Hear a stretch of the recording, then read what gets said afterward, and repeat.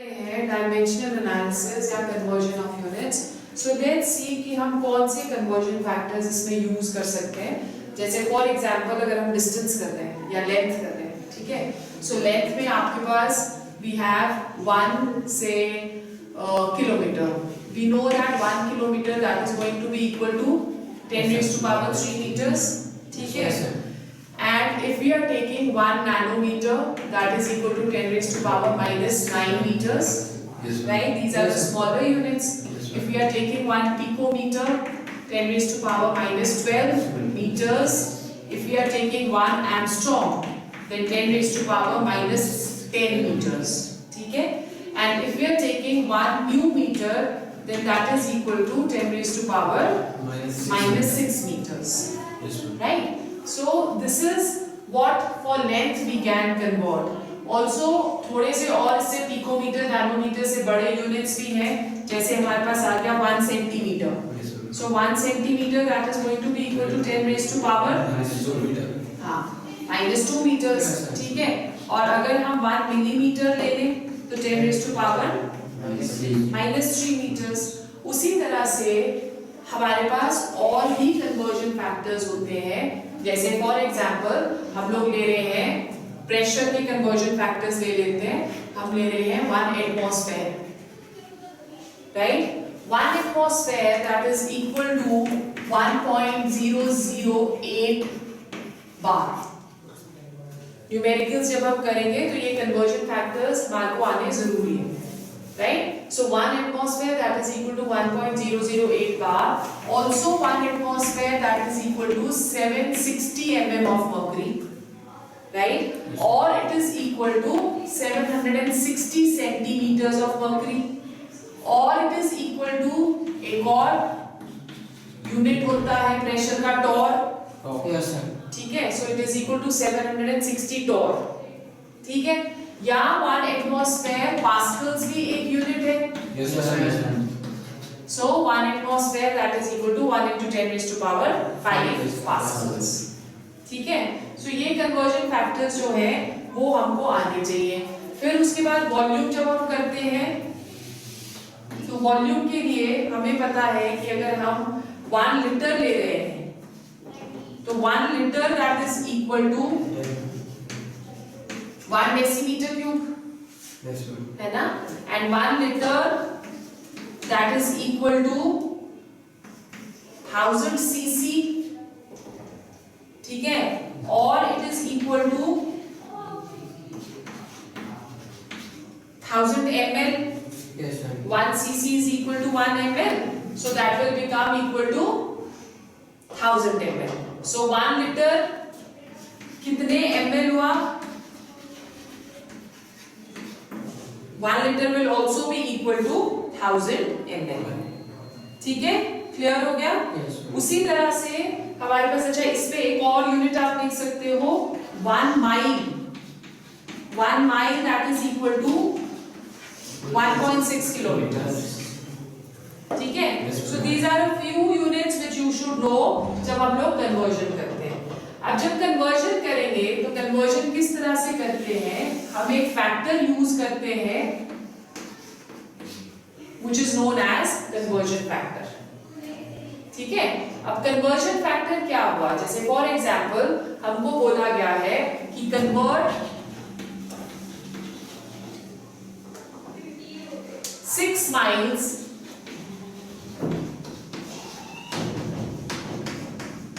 into kilometers. Convert 6 miles into kilometers.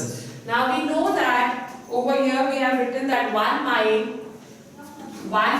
that is equal to how many kilometers? 1.6 kilometers, ठीक है। So unit factor हम इसका निकालेंगे by unitary method। अगर 1 mile is equal to 1.6 kilometers, तो 1 will be equal to what? That will be equal to 1.6 kilometers upon 1 mile.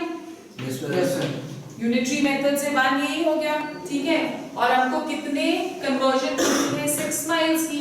So therefore 6 miles that will be equal to 1.6 kilometers upon 1 mile into 6 miles. Miles और miles cut गए, ठीक है। तो अब ये आपके पास आ गया 6 6 36 9.6 kilometre. So 6 miles that is equal to 9.6 kilometers। इस तरह से हम जो है वो कन्वर्जन करते हैं। Let's take another example। हम ले रहे हैं, हमको कन्वर्ट करना है, कन्वर्जन फैक्टर पता होना जरूरी है। 1 लीटर एटमॉस्फेयर क्या होता है? That is equal to 101.32 joules, ठीक है। अब बोल रहे हैं कि convert 60 litres atmosphere into joules. अगर हमारे को ये ना पता हो सपोज, तो फिर हम लोग कन्वर्जन नहीं कर सकते। तो इसलिए हमें कन्वर्जन फैक्टर जो है वो पता होना जरूरी है, राइट। सो अब जब हम इससे करेंगे तो हम क्या करेंगे? 1 litre atmosphere that is equal to 101.32 joules, ठीक है। सो यूनिटरी फैक्टर, इसका यूनिट फैक्टर क्या निकलेगा? 1 will be equal to 101.32 joules upon 1 liter atmosphere, ठीक है। और हमको कितना करना है? 60। So 60 liter atmosphere will be equal to 101.32 joules upon 1 liter atmosphere into 60 liters atmosphere, ठीक है। ये और ये कट गया। So you multiply this, 6 2s are 12, 6 3s are 18 and 1 is 19, 6 1s are 6 and 1 is 7, 0 6, ठीक है। और एक 0 भी था यहाँ पे। So decimal will now come over here। So 60 liter atmosphere that is equal to 6079.20 joules। So this is your conversion factors, ठीक है। Have you understood? Yes। Okay। फिर उसके बाद हमारे पास एक बड़ा इंपॉर्टेंट टॉपिक आता है एग्जामिनेशन पॉइंट ऑफ व्यू से, which is known as laws of chemical combination। Our next topic is laws of chemical combination। Yes।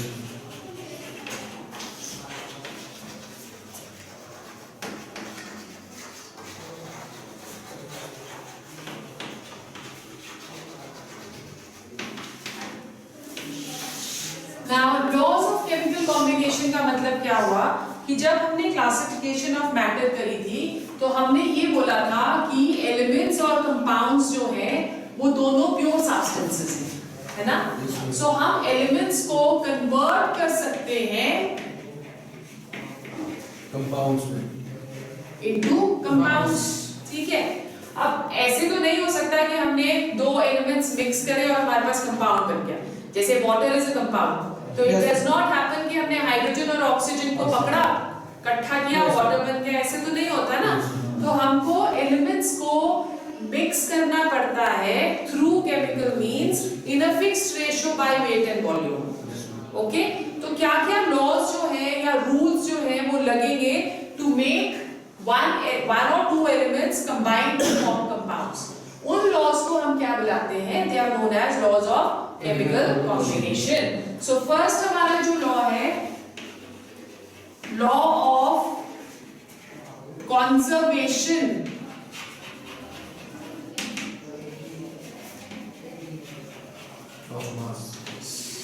It is known as law of conservation of mass।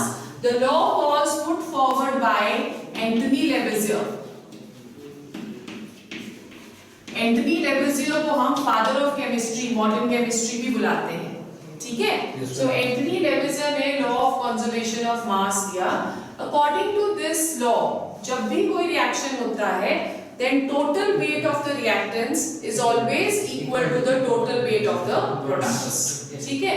सो जैसे for example हमने ले लिया carbon और oxygen, ठीक है, और ये दोनों कंबाइन करेंगे to give us carbon dioxide, right. So यहाँ पे जब कार्बन है, atomic mass of carbon that is equal to 12, oxygen का हो गया 32, ठीक है, और कार्बन डाइऑक्साइड का molecular weight that is equal to 44। इसको और इसको according to the law sum total total mass of the products? Yes, ma'am. तो आप सम टोटल इसका करते हो तो ये 44 ग्राम्स आ जाता है। Yes, yes, ma'am. So 44 that is equal to 44। Yes, ma'am.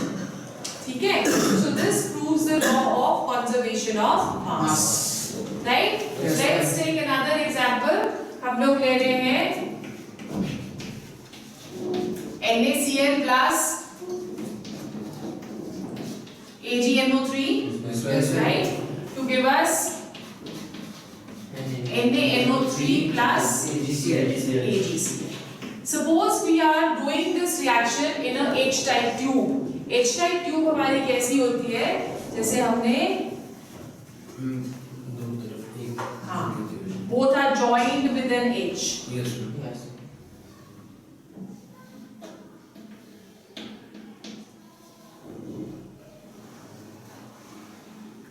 इस तरह से हमने ले ली और ये बीच में इसकी पार्टीशन है, राइट? अब हम रिएक्शन कर रहे हैं, हमने इसमें लिया NaCl सॉल्यूशन Yes, ma'am. और हमने इसमें लिया AgNO3. AgNO3 सॉल्यूशन, ठीक है? And we let both the tubes mix with each other. उन दोनों को हमने मिक्स होने दिया। Yes, sir. जब मिक्स होगा तो रिएक्शन हो जाएगी। मिक्स होने से पहले हम इस ट्यूब का वेट ले लेते हैं, Yes, राइट? सो जब हम इस ट्यूब का वेट ले लेंगे, लेट्स से मिक्स होने से पहले उसका जो वेट है that is equal to x grams, right? जब हमने मिक्स किया उसके बाद इसको स्टैंड होने दिया for the reaction to take place, तो हम दोबारा से इसका वेट करेंगे। We will see that after reaction also the weight of the tube is only x grams. So it means कि जो इसका टोटल वेट था रिएक्शन होने से पहले वो भी x ग्राम्स था, जब रिएक्शन हो गई तो उसके बाद जो वेट लिया तो वो भी x ग्राम्स था। तो इट मींस कि law of conservation of mass that is followed by this reaction. Yes, ma'am. Yes, ma'am. Clear हो गया? Yes, ma'am. ओके, फिर सेकेंड लॉ देखते हैं, law of constant composition. So second जो law है हमारा that is law of Constant composition.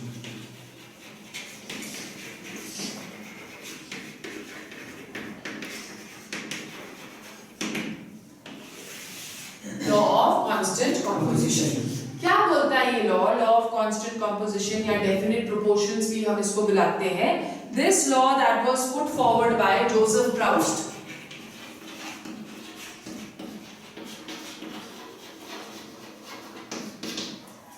ठीक है, तो वो ये बोलता है कि अगर कोई भी हम कंपाउंड लें तो उसका कुछ भी सोर्स हो, हमेशा जो एलिमेंट्स कंबाइन करते हैं they do so in a fixed ratio by weight. So what is this law saying? कि whatever the source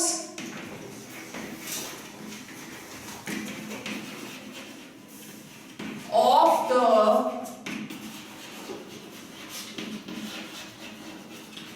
compound may be,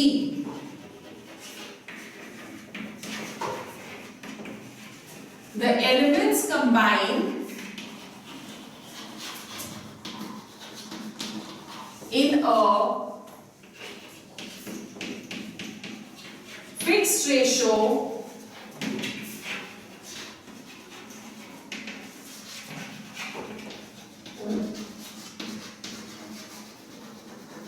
by weight and volume. ठीक है, the elements they combine in a fixed ratio by weight and volume. So इसका मतलब ये हुआ कि अगर suppose हम लोग कार्बन डाइऑक्साइड लेते हैं, Yes, ma'am. कार्बन डाइऑक्साइड के बड़े सारे सोर्सेज हैं। Yes, ma'am. कार्बन डाइऑक्साइड हमें वेहिकुलर ट्रैफिक से मिलेगी, है ना? Yes, ma'am. Yes, ma'am. हम लोग एक्सहेल करते हैं, Yes, ma'am. हम जो एक्सहेल करेंगे उससे भी हमें कार्बन डाइऑक्साइड मिल रही है, ठीक है? प्लांट्स भी कार्बन डाइऑक्साइड देते हैं। So there are many sources जहां से हमें कार्बन डाइऑक्साइड मिलती है, पर हमेशा जो रेशियो कार्बन और ऑक्सीजन की रहती है that is 1:8 by volume, sorry 1:2 by volume, 1 of carbon and 2 of oxygen। और अगर हम बाय वेट इसका लें तो कार्बन का वेट कितना होता है 12 और ऑक्सीजन का वेट कितना हो गया 32, 2 है ना Yes, ऑक्सीजन, sir. 2 into 16 32, तो ये 4 3s और 4 8s। Yes, sir. So the ratio by mass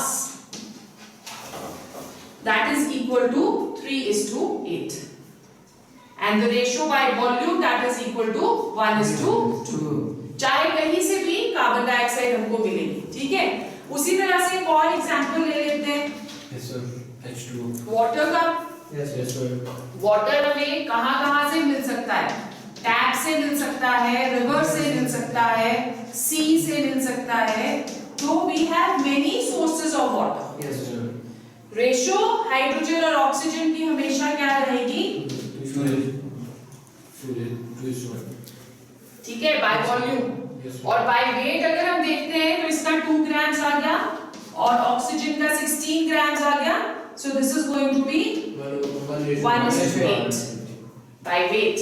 So water में hydrogen and oxygen they are always combined in 2:1 by volume and 1:8 by weight. Whatever the source of the compound may be or whatever the source of water may be. ठीक है? So this is law of definite proportions. Okay. फिर उसके बाद next हमारे पास आता है third law of multiple proportions.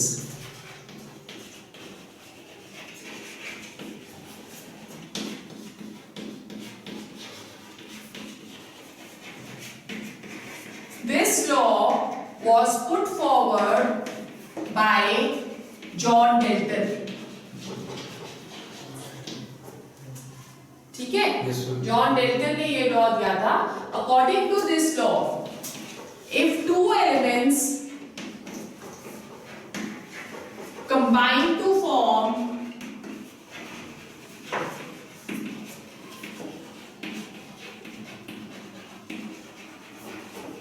more than 2 compounds या more than 1 compound लिख लेते हैं, ठीक है। क्या बोल रहे हैं कि अगर 2 एलिमेंट्स कंबाइन कर रहे हैं और 2 अलग अलग कंपाउंड्स बना रहे हैं, then if the mass of one is kept constant,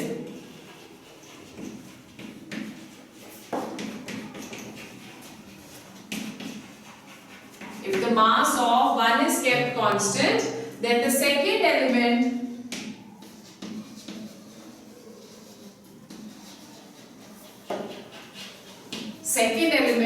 bears a whole number ratio to each other. ठीक है? एग्जाम्पल हम लेते हैं इसमें, सबसे सिंपल एग्जाम्पल लेते हैं पहले। कार्बन जो है, कार्बन और ऑक्सीजन कंबाइन करते हैं 2 कंपाउंड्स बनाने के लिए। One is carbon monoxide and the other one is carbon dioxide. ठीक है। अब यहाँ पे हमने कार्बन और कार्बन जो है वो फिक्स कर दिया। Yes, sir. अगर हम कार्बन और कार्बन फिक्स करते हैं तो ऑक्सीजन की रेशो यहाँ पे क्या आ जाएगी? 1:2. Yes, sir. यहाँ पे 1 ऑक्सीजन है, यहाँ पे 2 ऑक्सीजन है। Yes, sir. So the ratio that is going to be equal to 1:2. इस लॉ को हम बहुत अच्छे से एक्सप्लेन कर सकते हैं by taking example of nitrogen and oxygen, right? Yes, sir. Nitrogen और ऑक्सीजन जो है वो 5 ऑक्साइड्स बनाते हैं, Yes, sir. Right? Yes, sir. 5 oxides कौन कौन से हो गए? Nitric first oxide. Nitrous oxide जिसे हम लाफिंग गैस बुलाते हैं, ठीक है। Second is nitric oxide, third is nitric trioxide, fourth is nitrogen dioxide and fifth is nitrogen pentoxide. ठीक है, Yes, sir. क्लियर हो गया? Yes, sir. अब हम इसमें वेट ऑफ नाइट्रोजन ले लेते हैं, क्या क्या है। Let's take the weight of nitrogen और हम लेते हैं वेट ऑफ ऑक्सीजन, ठीक है। सो वेट ऑफ नाइट्रोजन इसमें कितना होगा? 2 into 14, Yes, sir. that is equal to 28. Wait of nitrogen यहाँ पे हो गया 14, यहाँ पे हो गया 28, फिर यहाँ पे हो गया 14 और यहाँ पे हो गया 28। Yes, sir. Okay Yes, sir. उसी तरह से वेट ऑफ ऑक्सीजन यहाँ पे 16, 16. यहाँ पे भी 16, ठीक है, Yes, sir. यहाँ पे कितना हो जाएगा 48. 3 into 16 that is 48, 32 Yes, ma'am. और यहाँ पे 5 into 16 that is 80, ठीक है। Yes, sir. Now what do we have to do according to the law? हमको नाइट्रोजन को फिक्स करना है। Yes, sir. So नाइट्रोजन का minimum weight can be taken as 14। 14. So हम सबको 14 पे फिक्स कर देते हैं। Yes, sir. इसको हम 14 पे फिक्स करेंगे 2 से काट के 14 ऊपर है. तो इसको भी फिक्स करना पड़ेगा, हमको Yes, काटना sir. पड़ेगा, ठीक है। उसी तरह से इसको भी काट देते हैं 14 और ये हो जाएगा 24, Yes, sir. ये 14 ही है तो वी नीड नॉट टच। इसको भी चेंज करते हैं 14 40. और ये आ जाएगा 40। सो हमारे पास आया 8 is to 16 is to 24 is to 32 is to 40. is to 40। Yes, sir. Simplest whole number ratio में कन्वर्ट करते हैं। 8 1s are 8, 2s are 3s are 4s are 5 and 5s are। So the ratio of oxygen will be 1 is to 2 is to 3 is to 4 is to 5. Got it? Yes, So ma'am. ये Dalton's law को बहुत अच्छे से prove करता है। Yes, sir. ये वाला जो हमने एग्जांपल दिया है। Then let's go on to the fourth जो हमारा है that is law of reciprocal proportions। ये वाला लॉ आपको एनसीईआरटी में नहीं दे रखा, रेफरेंस बुक में दे रखा है। Yes, sir. Law of Reciprocal.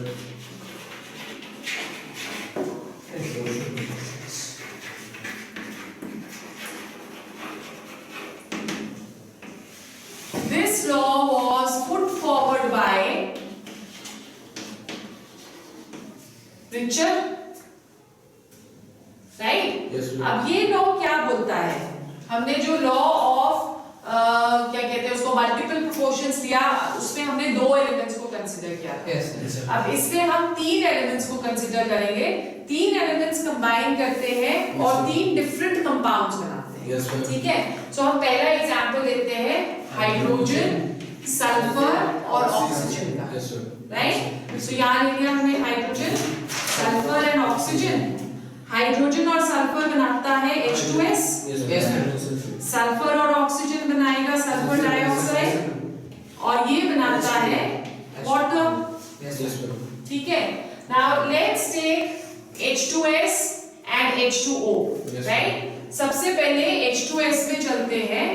H2S में 2 grams of hydrogen Yes, sir. कितने ग्राम्स ऑफ सल्फर के साथ कंबाइन कर रहा है? 32। 32. Atomic mass is 32. 32। So combine with 32 grams of sulfur, Yes, sir. right? So 1 gram कितने के साथ करेगा? 16 grams of Yes, ma'am. sulfur के साथ, Yes, sir. ठीक है। सिमिलरली जब हम वाटर लेते हैं तो वाटर में 2 grams ऑफ हाइड्रोजन कितने ग्राम्स ऑफ ऑक्सीजन के साथ कंबाइन कर रहा है? 16, ठीक है, 16 ग्राम्स। तो 1 ग्राम कितने के साथ करेगा? 8 ग्राम्स, Yes, sir. ठीक है। अब अगर आप यहाँ पे रेशियो देखो सल्फर की और ऑक्सीजन की, तो ratio of sulphur is to oxygen that is equal to 16 is to 8, Yes, sir. Yes, sir. और that is equal to 2 is to 1, ठीक है। इसको हम ऐसे भी लिख सकते हैं, sulphur upon oxygen that is equal to 2 upon 1, Yes, sir. right? Yes. So now we are going to compare, we are going to take sulfur dioxide over here। मतलब कि जब सल्फर और ऑक्सीजन इन दो elements में 2 is to 1 की ratio में combine कर रहा है, Yes, sir. तो यहाँ पे जो सल्फर कंपाउंड बनाएगा Yes, sir. उसकी रेशियो यहाँ 1 is to 1 होनी चाहिए या 2 is to 1 होनी चाहिए। Yes, sir. तो हम यहाँ पे सल्फर और ऑक्सीजन की देखते हैं, तो सल्फर 32 ग्राम्स हुआ ना। Yes, ma'am. 32 grams of sulphur कितने के साथ कंबाइन कर रहा है यहाँ पे? 32 grams of oxygen. ठीक है, Yes, ma'am. सो 1 ग्राम कितने के साथ करेगा? 1। Yes, ma'am. So what is the ratio? 1 is to 1. 1 is to 1, or we can say that sulfur upon oxygen over here is equal to 1/1, Yes, sir. ठीक है? Yes, sir. और वहां पे सल्फर अपॉन ऑक्सीजन कितना था? 2:1। तो अगर sulphur इसमें इस तरह से कंबाइन करता है तो सेकंड के साथ वो कैसे कंबाइन कर रहा है? In the ratio 2:1, which is reciprocal of this. Yes, sir. यहाँ पे सल्फर Yes. 1 है, वहां पे सल्फर 2 है। Yes, sir. सो यहाँ पे सल्फर की वॉल्यूम 1 है, Yes, sir. ठीक है? और यहाँ पे हाइड्रोजन की वॉल्यूम 2 है। So this is known as law of reciprocal proportions. Have you understood? Yes, ma'am. एक और एग्जांपल लेके देखते हैं हम to make it more clear. यहाँ से क्लियर हो गया, then we need not take any more example. अगर नहीं क्लियर हुआ है तो एक और एग्जांपल ले सकते हैं। हम ले लेते हैं हाइड्रोजन, Yes, sir. ठीक है, और हम ले लेते हैं सोडियम, और हम ले लेते हैं क्लोरीन, Yes, sir.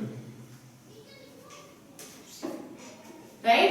Yes, अब हाइड्रोजन क्लोरीन के साथ कंबाइन करता है to form hydrogen chloride, Yes, sir. और सोडियम भी क्लोरीन के साथ कंबाइन करेगा Right. To make sodium chloride, ठीक है? अब अगर आप रेशो यहाँ पे देखो 1:1, Yes, sir. ठीक है? तो अगर सोडियम जो है वो क्लोरीन के साथ एक कंपाउंड बनाएगा तो उसकी रेशो भी क्या होनी चाहिए? 1:1, ठीक है? So that is what is happening in NaCl. HCl में रेशो 1:1 हो गई, और NaCl में भी रेशो क्या हो जाएगी? 1:1. Yes, sir. Have you understood? Yes, ma'am. Okay. So next law जो हमारा है that is Gay-Lussac's law of combining volumes. The fifth law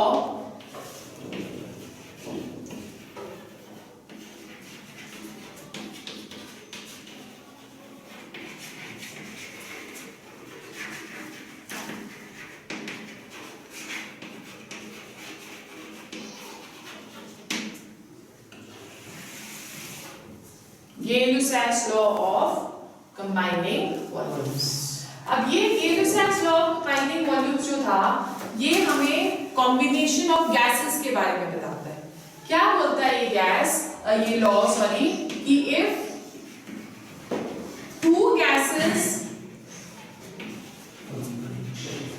combine to give a third gas, ठीक है? Yes. If two gases they are combining to give us a third gas, then all the reactants and products bear a whole number ratio.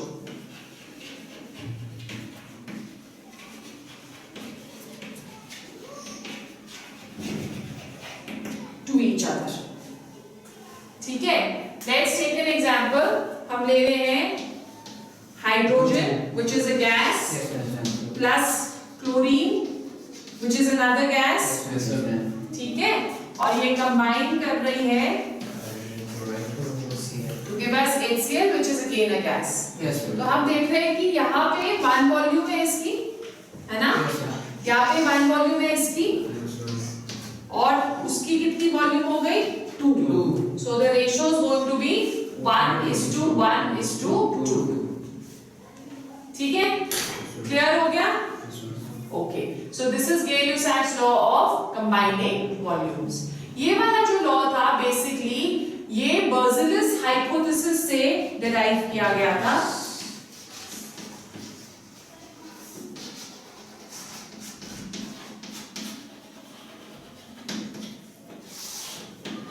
बर्जेलिस hypothesis से derive किया गया था। क्या बोलता है ये वाला बर्जेलिस हाइपोथेसिस? इससे बोला कि जो एटॉमिक एटम्स हैं वो भी कंबाइन कर सकते हैं टू गिव अस मॉलिक्यूल्स। तो उसने rather than taking 1:1 ratio of this, उसने हाफ ऑफ H2 ले लिया प्लस हाफ ऑफ Cl2 ले लिया, ठीक है, और 1 वॉल्यूम ऑफ HCl इससे डिराइव कर दी। बट लेटर सेड कि ऐसे तो पॉसिबल नहीं है, फ्रैक्शंस में हम रेशियो कभी भी नहीं ले सकते, ही मॉलिक्यूलर फॉर्म में करता है, एटॉमिक फॉर्म में एग्जिस्ट नहीं करता। अगर वो एटॉमिक फॉर्म में एग्जिस्ट नहीं करेगा तो to take half of hydrogen is going to be wrong. तभी करके जो बर्जिलस का ये जो उसने स्टेटमेंट दिया था उसको एज ए लॉ स्टडी नहीं करते हम, it is study as hypothesis. Hypothesis is something कि जिसकी हमने स्टेटमेंट डाल दी बट उसको प्रूव नहीं कर पाए, उसको हाइपोथेसिस बुलाते हैं। तो बर्जिलस अपनी स्टेटमेंट को प्रूव नहीं कर पाया इसलिए वो हाइपोथेसिस ही रह गया। बट लेटर ऑन एवोगैड्रो ने इसके ऊपर काम किया था, ठीक है। सो बर्जिलस हाइपोथेसिस पे जब एवोगैड्रो ने काम किया तो उसने बोला कि हम किसी भी एक कंपाउंड को बोलते हैं या किसी भी एक एलिमेंट को बोलते हैं कि दो तरह के उसमें पार्टिकल्स प्रेजेंट रहते हैं, one which is known as an atom, ठीक है, and the other one which is known as compound atom. Atom का मतलब हुआ कि हाइड्रोजन जो है it can exist as H which is an atom, और जब हाइड्रोजन एज H2 एग्जिस्ट करेगा तो उसे हम क्या बुला देंगे, कंपाउंड एटम। और इस कंपाउंड एटम को लेटर ऑन क्या बुलाया गया, molecule. Have you understood? Yes, So this yes, is sir. what the Gay-Lussac's law is. Then the last law which we are going to do that we will do tomorrow. पहले डेल्टा's atomic theory करेंगे, Yes, sir. Yes. ठीक है। इसके questions